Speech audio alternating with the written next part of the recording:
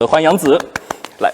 Hello， 大家好，我是杨紫。Hello，一看又见面了。欢迎你，欢迎你，太美了。而且其实的话呢，上一次见面我记得还是在今年年初的那个时候，而且那个时候我们跟大家有分享了非常多，就是自己日常生活当中的一些小习惯，也跟大家分享了很多就是我们 Prada 的好用的单品。那这次是再度来到我们 Prada 的直播间，感觉怎么样？跟上次相比，又重温故地，有没有什么新的感受？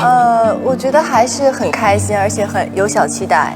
第一次来的时候也是因为刚刚成为我们 Prada 的香水还有彩妆的代言人，还是有点小紧张的。那这回来到以后，更多的是一种熟悉感，就像老朋友我们相聚在一起的感觉。其实就像我们今天晚上的主题呀，咱们是莫测对话，咱们要和杨紫聊一聊。那今天晚上我们将会和杨紫一起聊一些非常有趣的话题。那我相信杨紫也会给广大的紫米们，给所有的在我们直播间当中所有的粉丝们带去更多的惊喜。那么现在我觉得要先给大家透露今天的第一个惊喜。我觉得这个惊喜跟刚才我看到的一个弹幕息息相关。刚才我看了一个弹幕说，买咱们 Prada 的单品会送代言人吗？咱们代言人不送啊，但是代言人的亲笔签名，今天晚上我给大家安排上。我们今天晚上的第一个惊喜就是杨紫和 Prada 香水美妆专门为大家准备的2份惊喜礼盒，我们已经摆在我们的桌面上了。那一会儿会正式的打开，跟大家来揭晓一下。那同时呢，我刚才有说过，我们今天晚上还会有杨紫的亲笔签名，所以大家可以关注直播间，并且加入会员，点击屏幕右上方找到我们的抽奖工具，或者点击购物车的抽奖链接，就有机会获得这份非常非常有新意、也非常真诚、也非常特别的这份礼物。那同时，我们的抽奖结果将会在今天晚上的北京时间的8点40分自动开奖，所以赶快抓紧时间点击参与，千万不要离开直播间。各位紫米们集合了。好的，那我们正式开始咱们的莫测对话。那今天晚上杨紫上一次来到我们的直播间的那个时候，我记得那个时间点还是《长相思》的第1季播完，然后我最近还重温了一遍《长相思》的第1季，好心疼啊！前面看到我真的好心疼。那这次，来又是我们《长相思》的第2季，我记得是前天对吧？大结局圆满收官。那如果让你自己来选择的话，你自己会更喜欢小六，咱们的六哥，还是更喜欢小妖？这个没有办法，就是他们2个其实是一个人来的。对。只不过在小六的时候，他那个时候把自己装扮成男生的样子来掩饰自己，所以那个时候大家看到他，好像是表面上无忧无虑的那么一个六哥，但他其实把所有东西都憋在了心里。对。他四处问诊啊，进山采药啊，操心麻子、串子、老木的日子，他婚事。对，就像一个大家长一样。那做回小妖，其实我觉得它是一种责任，然后也是不得不去面对的。但是更多好像他到了那个位置以后，变成了大王级，他会身上带有责任跟束缚，所以跟小六其实就会完全不一样。因为那个时候他要有他保护的人，对，所以我觉得2个，在我看来，我都会觉得很心疼他们，所以我好像没有办法说要一定选谁，无法取舍。对。其实的话，我觉得就像刚才你跟大家分享的，就是其实，在2个角色的当中。就是不叫2个角色吧，就是在可能这2个不同的人生过程，它是同一个角色，但是2段不同的人生过程当中，就像是一块多面镜的一个不同的切面一样，每一面都是这个角色。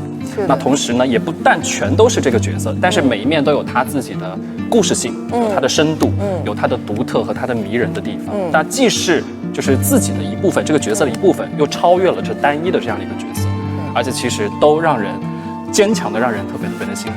这也共同构成了这个角色的这个丰富性，还有它的深度所在。对，是的。那其实我觉得《长相思》一直是受到了大家非常多的这个讨论和喜爱，这个讨论度都一直非常高。那你觉得对于你自己而言，在演绎这个就是这个角色的过程当中，你自己心目当中觉得最吸引你的地方？你可能最开始拿到这个角色，刚开始研读剧本是有一个过程，然后真实的在片场当中去演绎它的时候，可能伴随着角色的剧情的发展，也可能会跟随着角色一起有所发现，有所成长。你觉得他这个角色最吸引的地方是在哪个地方？其实就是在第1季播出前，就是已经当时采访的时候也说过很多次，他最吸引我的一点就是他非常的，他不是很单一的一个人物，他是有复杂性的。对。但他内心的底层就是说，他是非常的悲悯，但他又很善良，所以我会觉得他很有力量。他并不是一个完美的，但是我觉得人性有时候就是很复杂，也没有办法单一说他这个做的不对还是那个不对，每个人都有了自己的宿命和命运，所以我觉得，但是他无论到最后或者是干嘛，我能看到他一路在抗争，也去完成了自己的宿命，所以这一点是我很想演出他内心的一个力量吧。我觉得就跟我印象当中对这个角色我自己的印象，他是一个遇到事儿咱不怕事儿，对，同时坦然的去面对命运的这样的一个人。我觉得这一点的话呢，也是特别的厉害。为什么？因为其实在自己的人生当中，多多少少就像你说的，可能会有自己存在一些不完美的那一面，也有可能会遇到挑战、遇到挫折。但是这种要做自己命运的主人，不被外界的声音所定义的这样的一个心态，我觉得其实和我们 Prada 的这种女性精神是不谋而合。在自我坚定的同时，完全不为自己设限，不为自己设置任何的障碍或者天花板，让自己可以获得在任何的一个时间成为不同角色的这种无限的可能。那其实就像我们 Prada 一直以来传递出的这种无需猜测我本莫测的这种精神内核，我相信大家对这句话也非常熟悉了。那说到这点，那在小妖的身上有没有觉得哪些特质是和你自己本身你自己的性格相似的？相似。其实我的性格跟小妖那个，在他父母没有，就是他在儿时的性格，其实我们两个是有些相似的。对，那时候是无忧无虑的。然后，但是其实你说他到了后来跟我相似的点，我觉得我们俩成长经历差太多，所以其实我们俩真的不太像。但是我觉得唯一有一点是，我觉得我们两个都不太喜欢依赖别人。我们更会觉得是自己握在自己手里的才是真正的。这种就不太依赖别人，我从角色的角度来理解的话，我觉得它是一种可能会有一种比较自我保护的机制，因为它其实是受了很多苦，对不对？那你自己的话，这种不太依赖别人，是你自己本身就属于这种比较独立、比较这样的一个个性吗？还是会就比较享受这种靠自己这样的感觉呢？我斗胆问一下。我想想是什么塑造成我这样？自己感受一下。应该就是我比如说团体活动，我都是非常爱参加的，我可以，但是我需要有自己的空间，同时我不依赖别人。可能我觉得这个事情我很怕麻烦，就是我自己也一样，我很怕去麻烦到大家，然后我同时有的时候也会很怕一些东西，就是会干扰到我，所以我会觉得说一个人去如果能独立完成一件事情，那是最好不过的。我觉得这一点好像是我能在你身上看到一个词叫责任感，有非常对别人也好，对自己也好，都会有一种责任感在那里。那其实我觉得啊，无论是小妖还是杨紫，我觉得是一直都在尝试一些新的东西。其实一直以来，无论是角色也好，还是有非常多的出圈的造型，那一直在给广大的子迷们带去更多的惊喜。那像近期，你就有很多的这种出圈的这种造型，也新尝试了很多不同的风格，感觉怎么样？跟大家分享一下感受。感受就是我觉得蛮不错的这种感觉。在你没有做之前，你好像永远不知道自己可以有什么样的风格。但在这个过程当中，你可能会有那个疑惑啊，或者说不确定性，但是过程还是蛮美妙的。当这个东西出来以后，你获得了大家的认可，其实内心也是一种鼓励吧。自己会鼓励自己，然后你后来就会慢慢找到适合自己的一个，无论是生活方式还是一个风格。而且其实我觉得，其实也像角色一样吧，像六哥他在比如说在村子当中的时候，他有自己的舒适的一个状态，他觉得就当一个医师就非常的舒服。但是人生其实有就是不是一个时间段是能够走完一生的，就是有不同的时间段。其实，在人生的每一个不同的时间段，都有自己想要去尝试的一些新的东西。人生也是在这个过程当中会享受这种改变所带来的快乐，然后不断的找到适合自己的，找到自己舒服的一些地方。那同时，我觉得不只是造型啊，在这些年来，我其实看到了咱们杨紫在角色演绎上给大家带去了非常多的惊喜。我觉得这些惊喜的背后有你自己对待就是演员这样的一个职业非常专业、非常敬业的这样的一个态度，这点大家是有目共睹。那你自己觉得，对于你自己个人而言，和你在你选角色或者是在研读剧本的时候，你觉得是那种和你本人性格，就比如说像咱们的小妖，说他的这个童年经历其实和你是非常非常不同的。你觉得这种和你本人的性格或者是人生经历差异更大的角色，会对你更有吸引力一点，还是说，这个角色它是一个非常有深度，或者是非常难演的，或者是一个特别有话题或者有故事感的，有非常深的精神内核的这样的一个角色，你会对哪个更感兴趣？我觉得我可能会先看剧本，看他的故事。看剧本啊，就是我首先要看前几集有没有吸引到我，然后除了看我自己的角色，可能我还会看群像。群像就是我觉得一个故事的好，是一定是所有人都有故事，然后大家一起像一条线一样凝聚到成为一个大故事。那可能只有我一个人非常好，那其他人可能如果是脸谱性的这种，我也会觉得好像应该再看一看。所以故事的内核也是，人物的力量感也是，然后群像也是，就是总之如果这个故事能够吸引到我，同时它能够传递更多的东西给予到观众，那我会觉得是一个很棒的事情。我真的觉得杨紫是一个非常有团体责任感的一个人，因为他会提到，其实我觉得你说这一点让我有点起鸡皮疙瘩，我觉得说的太好了。而且其实一个戏它好不好，就像你刚才所说的，不光是自己的角色是否出彩，同时每一个角色它有一个完整的故事线。对，这一点其实对于观众而言，也是一种演员对你们负责的这样的一个态度。这点说的太好了。那我再问深一点像有些剧本，我相信工作很忙，那有很多剧本会来找你，有很多不同的角色。那这些角色当中，或多或少都会有一些非常有话题的，或者是争议性可能会非常多的一些角色，你会去害怕去演这样的一些角色？其实这个还真是，就是我觉得每个人看待问题的角度不同。没错。你就像说，有的人觉得这个角色是个好人，但有的人从另外一方面觉得他是个坏人。其实你是没有办法根据每个人的想法去感受的，众口难调。对，所以我觉得争议不怕，我其实是不怕的，就是因为我也知道，可能就是说很多现在大家都很喜欢看这个，就是比较。就还是女性独立啊，这方面就是对。但是我觉得除了这一方面，可能要表达更多的它的复杂性，人物的复杂性，还有故事的力量感，可能我就不会单一的从这一个角度去想说。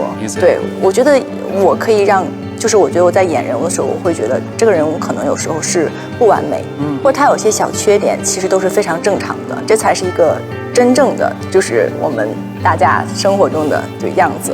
所以反而我每次拍完戏以后，我会看大家对这个角色有不同的理解和想法，其实我是很开心的，就是大家好像从不同的角度来分析了它，但同时我也会看一看大家的留言，然后一些好的建议我都会吸收，我会觉得这样说是对的，那我下一次再努力的去改正，从另外一个角度再去想。所以我觉得每一次都是很宝贵的一些经验吧，我可以隔着屏幕跟观众朋友们沟通，并且我能够感受到他们的力量跟鼓励和他们的一些建议，我是非常开心的，因为我觉得这也是一种进步。这其实已经上升到了一个境界了啊！而且其实我觉得就是在日常在揣摩不同的角色的过程当中，这个其实也是一个就是你在从观众那里获得到的一些，比如说 feedback 也好，这些会让自己在继续在自己的演员生涯，在进行每一个角色的钻研的过程当中，都会有所收益。那其实，在演绎复杂角色的时候，那往往像专业的演员会去很想去更加深入的去挖掘出角色的这个深度和多面性。这一点可能作为观众，可能对你的这个帮助，在那个时间点可能没有那么大，需要你自己去把自己整个身心沉浸在剧本当中，和这个角色，相当于共生死这种状态。那在这种情况下，比如说揣摩像这种比较复杂的角色的时候，你有没有一些自己的一些习惯啊，或者是跟大家分享你自己日常的这种会怎么做一些 routine 一些流程，有没有？可能他就不是从单一的角度说去演我这一条线，这一场戏是什么，然后其实更多的也是跟对手戏的老师们还有导演们沟通，对他们有一些更好的建议，我觉得那都是一种吸纳，就大家也会哎，你的对，大家会有那个围读啊之类的。那其实的话呢，一直以来，我相信咱们的子神能给大家带来这么多深入人心的角色。怎么就子神了？可别！前面那个弹幕一直在刷，忍不住啊，我就说这么一次，我保证。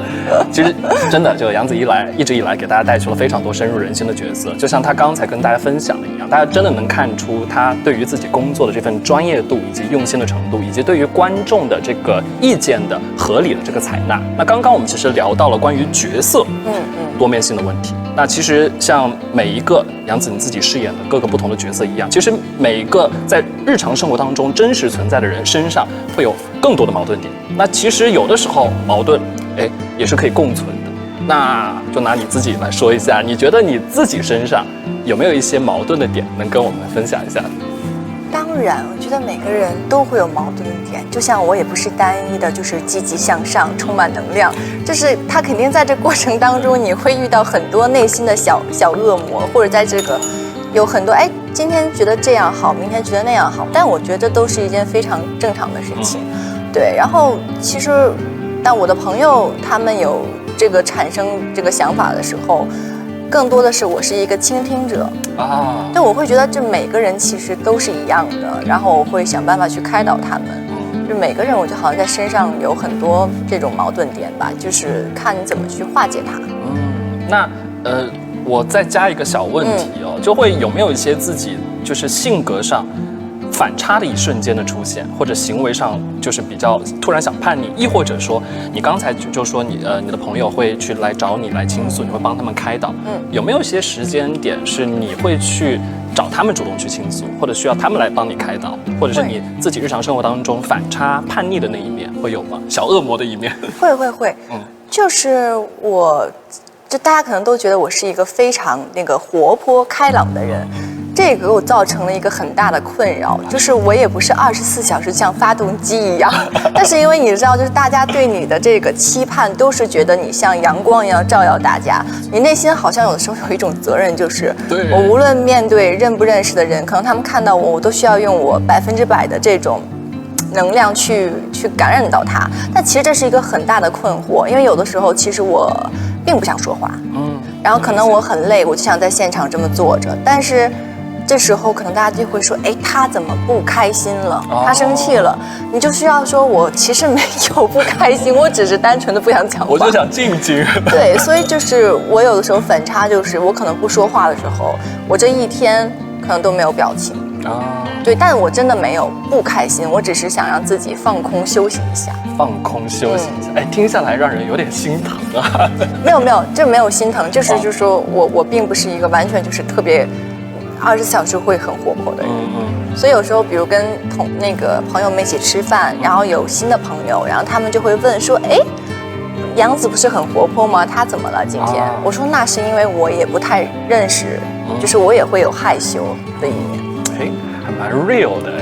那其实的话呢，在自己的就是日常生活当中有这些就是这些一些瞬间吧，然后让自己能够稍微放松一下，我觉得也是所有的紫米希望你能够去做的一件事。是的，有的时候不要让自己太累，不要责任感太重了，知道吧？对，这个是对。那现在你觉得自己身上的这些矛盾点，你自己能够自洽了吗？就完全让他们能够融为一体，能够接受了吗？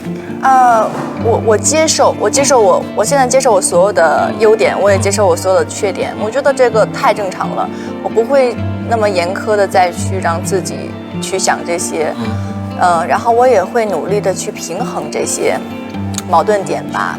对，好好吃饭，好好休息。我看到弹幕当中有说了，自己独处真的很开心。好，那我们来问一下吧。那平常你自己觉得自己会去怎么处理像生活和工作之间的平衡？因为我知道你拍戏一拍起来，那肯定是非常非常辛苦的。最近也是刚忙完，对不对？怎么处理这样的一种平衡呢？这个就是其实有时候真的需要你的一个好心态。好心态，好多无奈。因为我上个戏拍了7个多月，天哪！然后基本上每天都是在工作的状态，然后杀青以后就马不停蹄的又有进行下面的工作。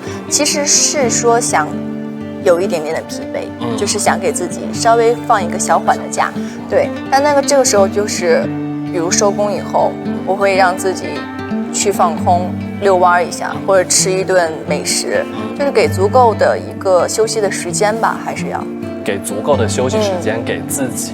那像比如说，可能在生活，可能在工作当中，假设会遇到一些未知的一些挑战，或者遇到一些小小困难的时候，你觉得怎样的一个心态是最重要的？同时，我相信正在观看我们直播有非常多的子米，可能在自己的生活当中也会遇到一些小挑战，这个挑战扛过去了，那你就成功了。那你觉得有哪些心态？你觉得对自己有帮助，或者对广大的子米们也有帮助的，跟大家分享一下。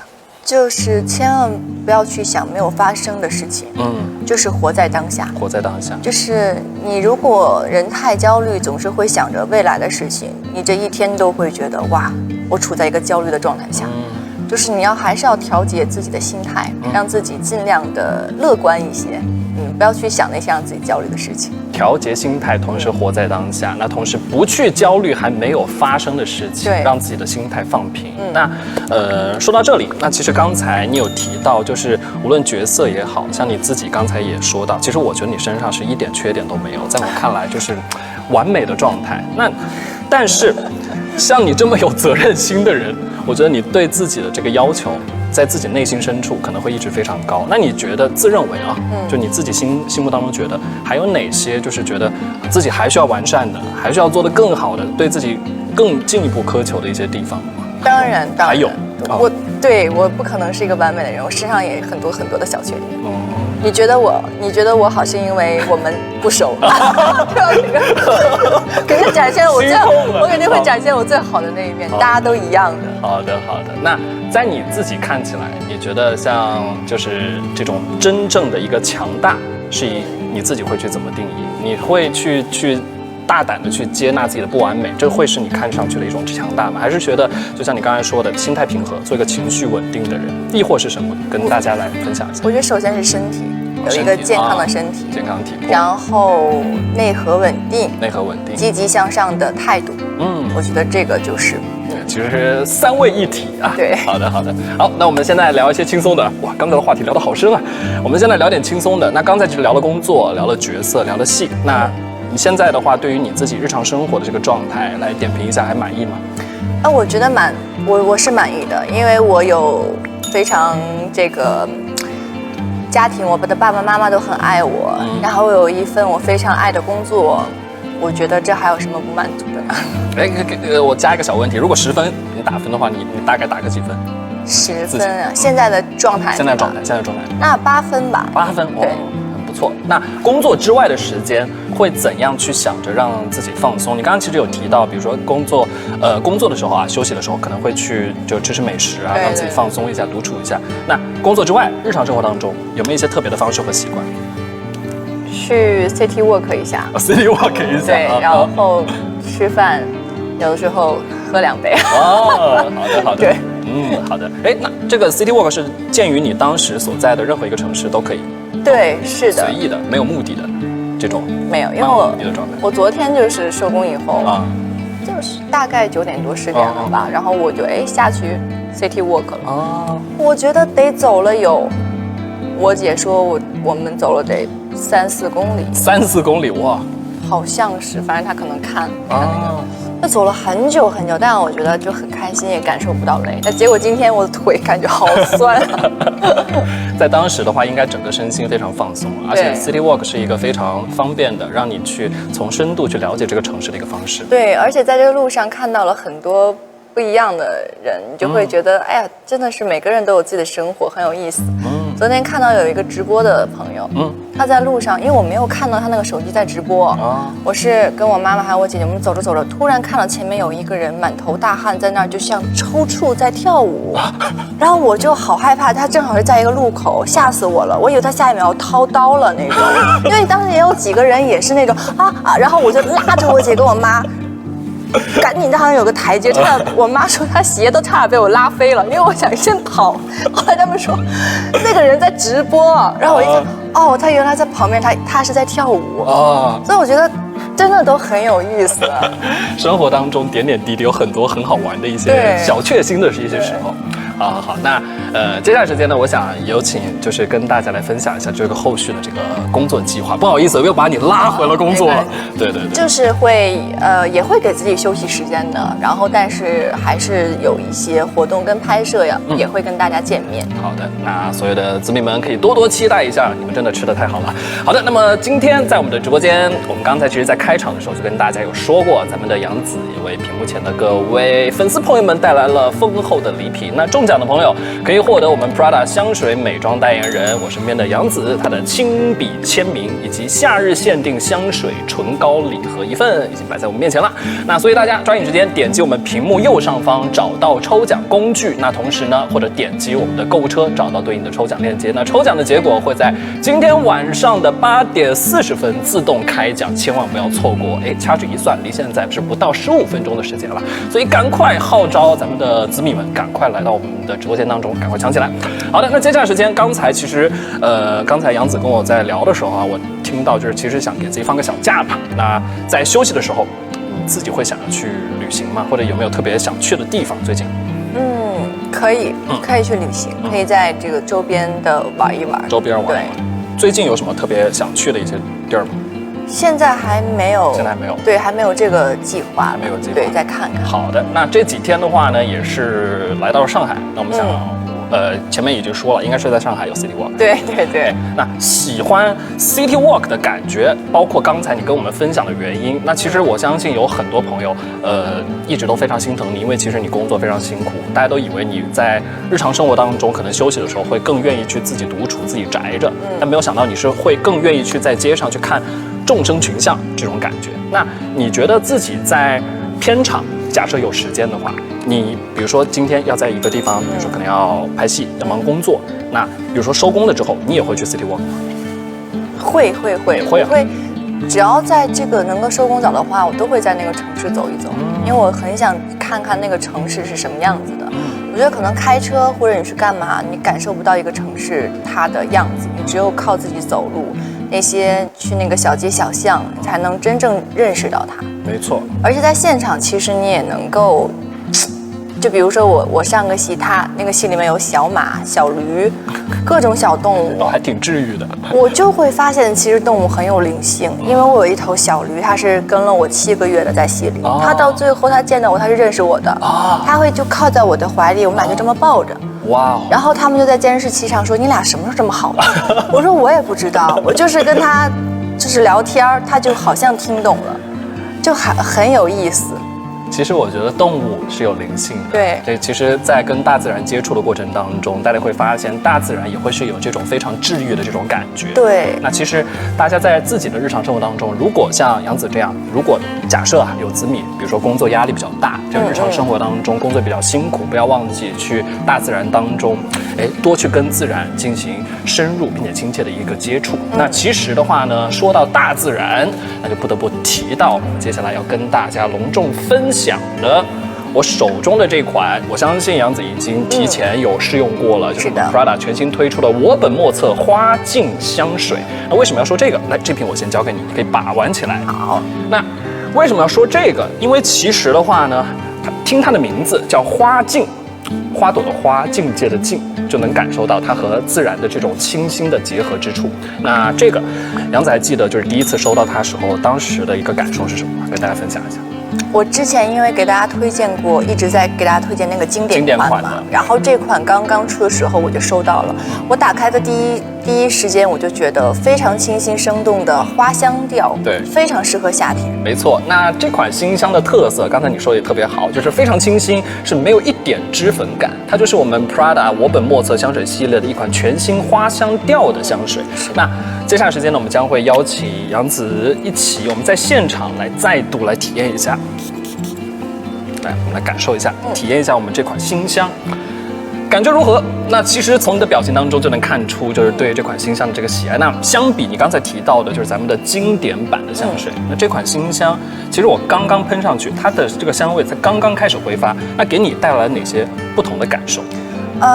我就记得我第一次闻的时候，我觉得比之前的香味会轻盈很多，经典款。那之前的香味呢，就是跟我有一种非常反差个性的感觉。就比如说我喷到现场，就是大家第一时间能够找到我，完全记住你。上次就说过了。对。然后这款味道，我觉得是更加清新、很鲜活、很生动。鲜活生动，我觉得这个形容非常非常恰当。而且这次全新推出的 Prada 我本莫测花镜香水，就是希望能够重新去思考，那表达女性特质的标志性的花香调下，怎样去诠释生动比漂亮更有趣的这种女性的形象。这句话是不是很好玩？对，生动比漂亮更有趣，我觉得这句话非常好。是的，那其实就像是那种比花更生动、比风更自由、永远跑在这个风前面的女生，我觉得就像你给我大家带去这种感觉。而其实我觉得生动、有趣这些形容词，我觉得放在你身上都非常非常的恰当。Thank you 。No thank you。好的。那其实我觉得，身为演员，在演戏的过程当中，那情绪是会有一个层层递进的一个状态。那其实我们在开场的时候，在聊角色的时候也说到过，那随着剧本、随着角色在剧情当中不断的发展，那香水和情绪都是同样的，会有一个层层递进。那香水是会有不同的香调。那刚刚你在闻香的过程当中，你现在可以再闻一下，会感受到它这个香调的变换吗？跟大家分享一下。我觉得它一开始吸引到我，就是它的前调的香气是带有一点这种汁水感迸发的感觉。然后现在是夏天，更加清新的味道嘛，会让我觉得它很清透，整个人在一天当中很爽朗、很爽快的感觉。就是非常清新、非常爽朗的感觉。而且你刚才用了一个词“迸发”，这个词用的特别的妙，马上就会有这种画面感的出现。那 Prada 我本莫测花镜香水的前调就是有我们的多支的意大利香柠檬。那其实你可以设想一个画面感，就好像是你闯入一片就是薄雾花境当中去呼吸到的第一口的鲜活的感受。这个感受它不是你淡淡的去闻到，它是一种迸发出来的感受。而且为了让这抹清新更加的持久，并且层次分明，在前调当中还添加了一些水润的梨的香气，这点就很妙了。那其实在你闻到整个香味的这个香调的开场，就给大家会带去一个非常鲜活、非常灵动的一个初印象。对，开始就非常惊艳了，而且后面它这个香调会慢慢的有变化，会有不一样的惊喜。不折不扣的香水爱好者果然是我们的杨子。那它的这个香调是会随着这个时间的推移和体温的变化，会去层层的展开。那接下来呢，我想再度有请你来再闻一下，细细感受一下。你在应该是这个味道会进行到中调了，跟大家可以分享一下。它现在还是花香的味道，然后但不是它单一的花香，感觉有很多种花香交织在一起，有点茉莉啊，然后还有什么这种橙花啊，就是这种感觉混在一起。鼻子太厉害了。其实它的中调你会感觉就像这种阳光穿透薄雾洒在一片洁白的花田当中。刚才你提到橙花，这点是非常厉害。橙花是带着那种刚刚抽芽时的那种青涩感，那茉莉花呢是带着晨露初降时的那种露水的气息，是不是很有画面感？对，很有生命力的感觉。对，很有生命力，这点说的太棒了。那在这里要提一个冷知识啊，就是这款香水的香原料里是没有茉莉的啊，而是用了最新的调香科技还原了茉莉绽放枝头的香气。那这种飞花的这种趣味是不是特别 Prada？ 是的，很酷，对吧？非常。再来感受一下。我真的很喜欢茉莉。但它又飞花。好，我连喝茶都喝茉莉花香。我也是。好香。好的。那我们 Prada 我本莫测花镜香水并不是这种千篇一律，大家可能觉得会无聊的这种花果香。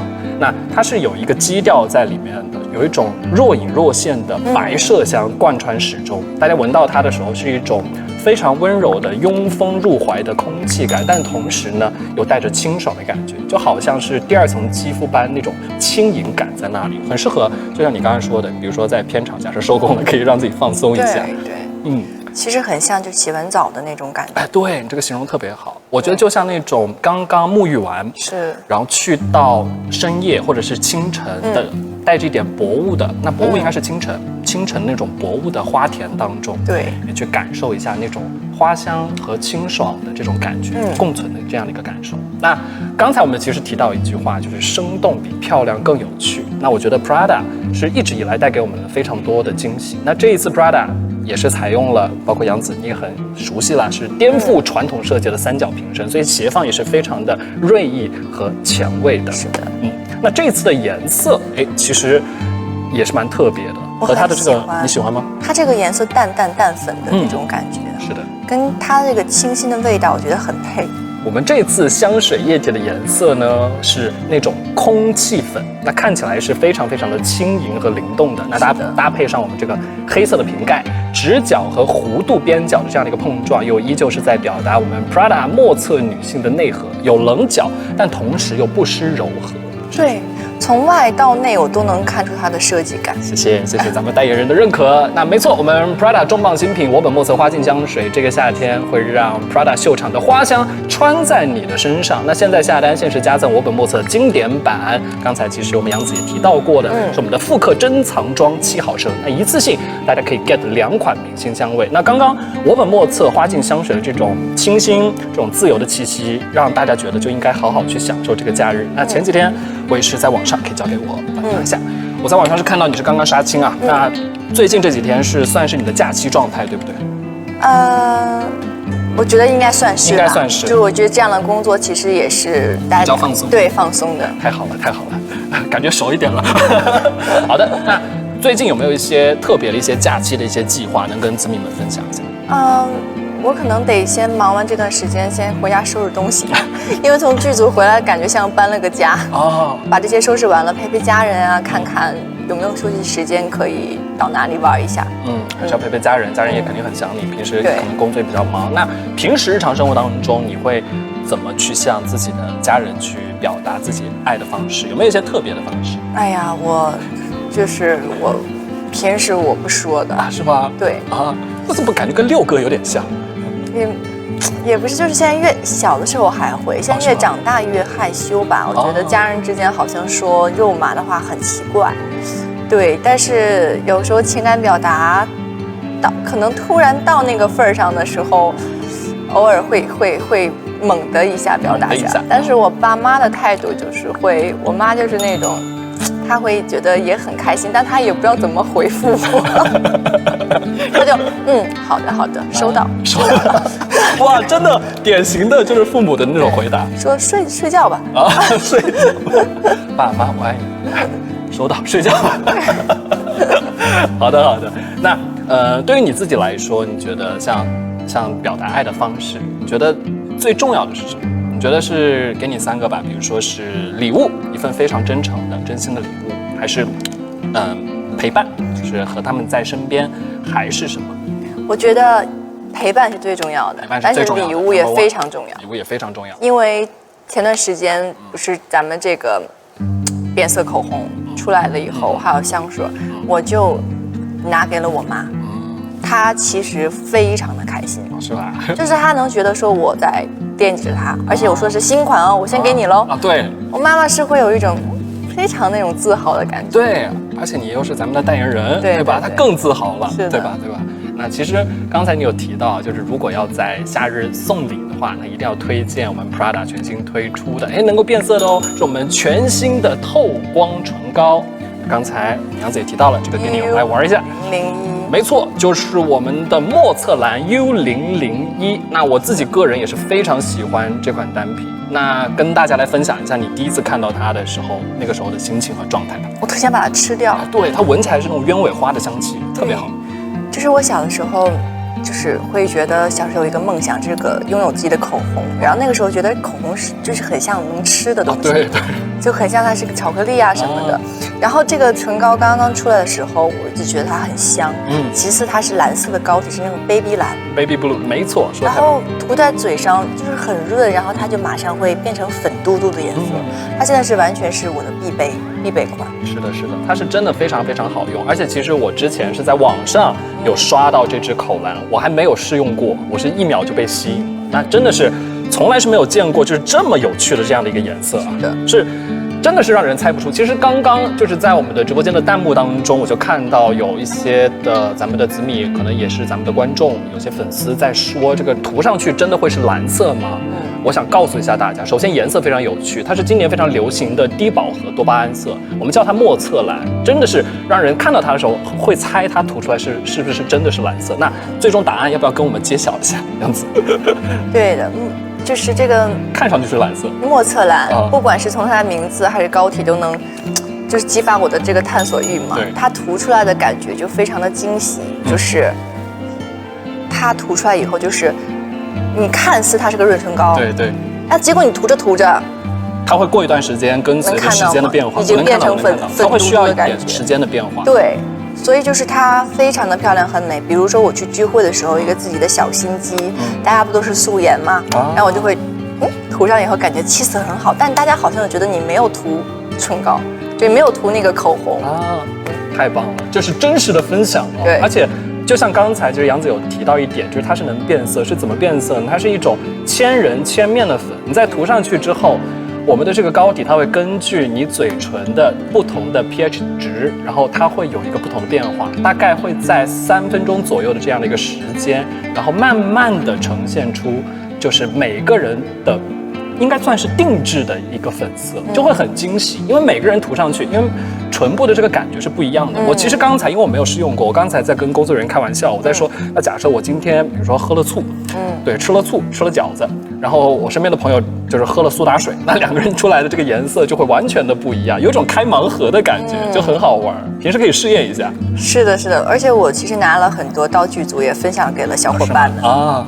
他们这个涂出来这个效果，我相信大家都会很好奇啊。是的，而且其实我们肉眼可见啊，它的颜值非常高。那不只是颜值高，它涂上就像你刚才分享的一样，它是非常非常水润的，它是一种水凝霜的质地，就像是做了一场唇部的 SPA 一样。那涂上之后，整个嘴巴的状态是非常的饱满和透嫩的，一整天都会非常的舒适。那除了我们的 U001莫测蓝，还有没有什么其他的一些爱用色啊，能跟大家来分享一下？这是我今天嘴上的这款，这支是 B107，这是我最近也是很喜欢这种裸棕色系嘛。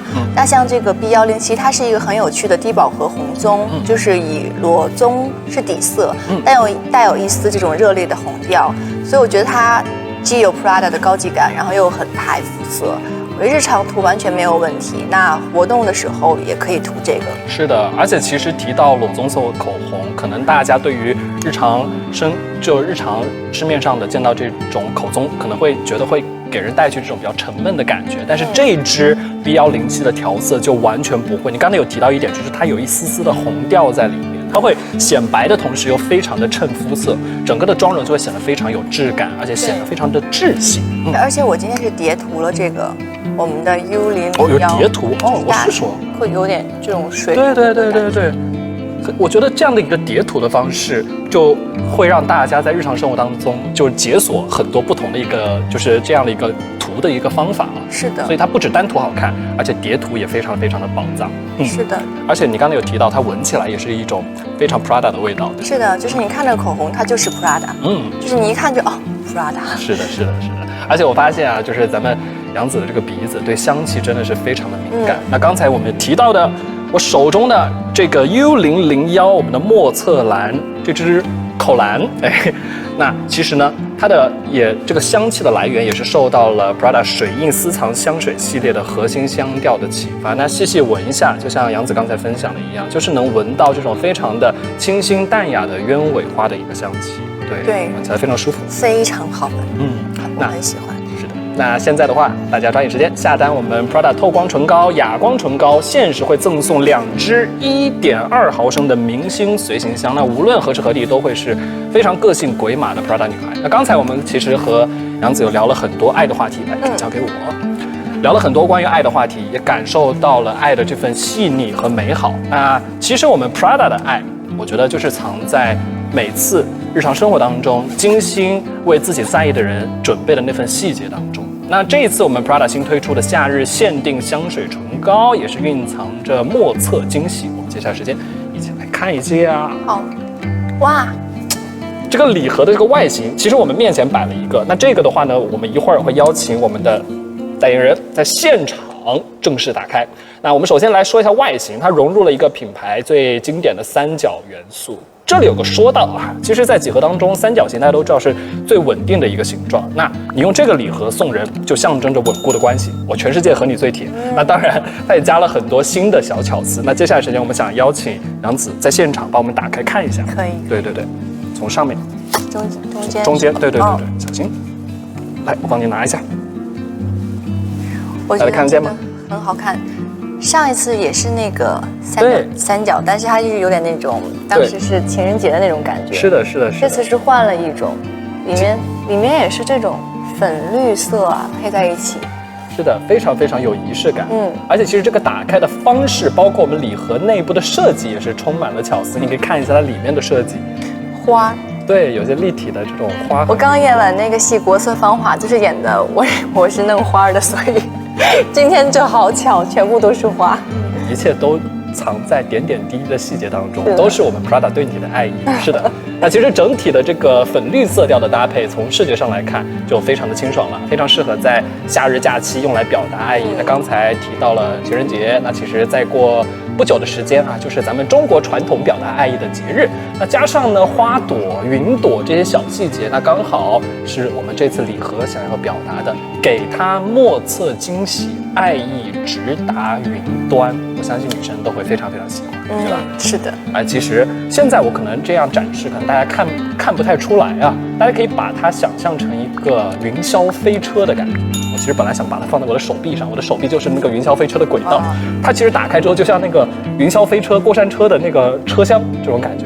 所以说，我们 Prada 每次做礼盒都非常的讲究自己的心意和心思。那这次礼盒当中，产品搭配也刚好是我们7月刚刚全新上市的我本莫测花镜香水，刚才我们有提到，以及我们今夏的爆款唇膏 U001莫测蓝，都是我们的明星单品，所以是心意满满，送人是再好不过了。当然，这里呢其实还有一句和咱们礼盒搭配的这个情话，那我们想邀请杨子，我想斗胆邀请杨子。